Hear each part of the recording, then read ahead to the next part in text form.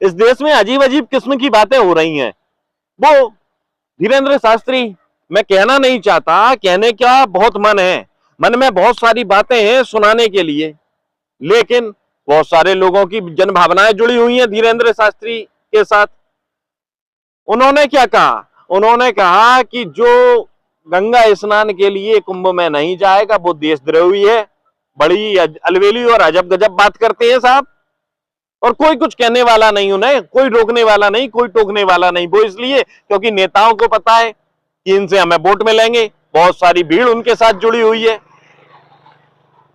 जबकि वो सरासर गलत बात कर रहे हैं। मान लीजिए कि पूरे देश की भीड़ या पूरे देश के लोग चले जाए प्रयाग में स्नान करने के लिए, तब क्या होगा? तब कितने विकराल हालात बनेंगे। इन्होंने तो कह दिया जो कोई जो है ना गंगा स्नान के लिए नहीं जाएगा वो देशद्रोही हो जाएगा। सुन लीजिए आप। हमने तो डुबकी लगा ली, यहाँ बीमारियां दूर होती हैं। हर व्यक्ति को आना चाहिए, जो नहीं आएगा वो पछताएगा, वो देशद्रोही कहलाएगा। अद्भुत और करिश्माई बात कर रहे हैं ना, मतलब पराकाष्ठा जिसे कहेंगे, पराकाष्ठा वो भी किसकी? वो उल्लू के पास होती है ना जो उसकी। शायद किसी को बुरा लगे, किसी को भला लगे, बुरा लगता है तो लगे, भला लगता है तो लगे, लेकिन कम से कम इस तरह लाशें तो ना गिरे जैसी प्रयागराज में गिरी। अब ऐसे अलबेले बयान देने वाले धीरेंद्र शास्त्री के बारे में क्या कहें? अब मानकर चलिए कि किसी के जेब में पैसे नहीं है, आर्थिक रूप से कमजोर हो सकता है कोई, और वो नहीं चाहता कि वो स्नान करने के लिए कुंभ में जाए। धन की कमी भी एक विषय है ना, और शारीरिक दुर्बलता भी एक विषय है।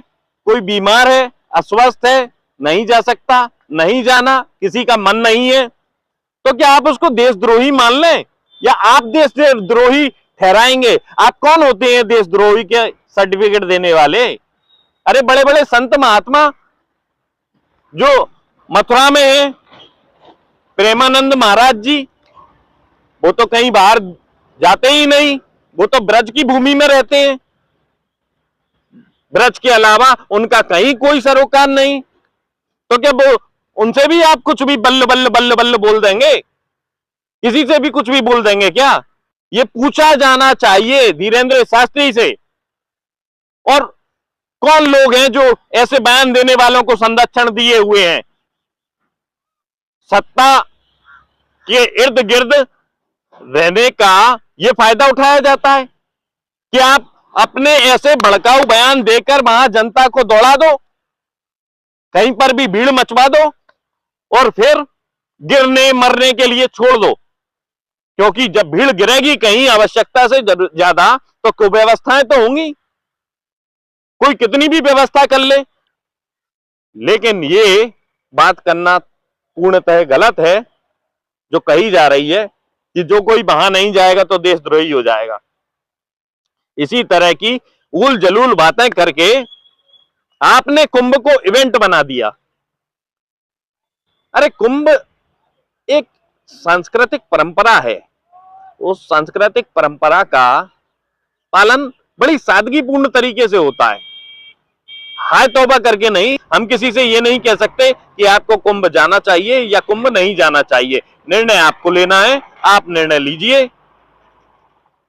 बाकी वो गाना आपने सुना ही होगा, यार हमारी बात सुनो, ऐसा एक इंसान चुनो जिसने पाप ना किया हो, जो पापी ना हो। हिंदू धर्म, सनातन धर्म इतना अच्छा धर्म है